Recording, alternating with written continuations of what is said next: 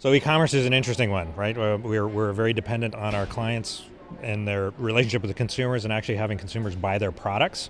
And so e-commerce is a great way, and shopper marketing for that matter is a great way to kind of bring that directly up into the content that we have. So we got all this great inspirational content that you saw today at the NewFronts, and really what we're trying to make sure is that people have a path to actually buy that stuff. So we want to put it seamlessly and natively into the content that we create and give them a great experience on the back end, which ultimately results in transactions and the wheels of commerce turning.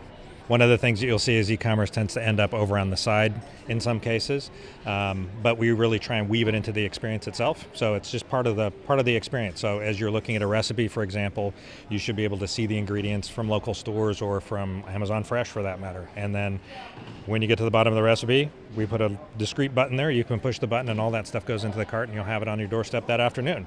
Or the next day if it happens to be a beauty product or something like that where it's just as you're seeing the content, you're getting all that great inspiration, you want to have a path to buy it as seamlessly and quickly as possible. We've got a really interesting network of partnerships. So we partner with both the retailers. We do a lot of great work for Target, Walmart, Amazon. We've done a lot of work recently with Whole Foods, the Amazon acquisition.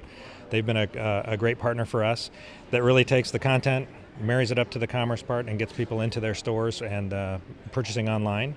So the retailers are there, and then we also work with the brands because the brands are often positioned inside the retailers.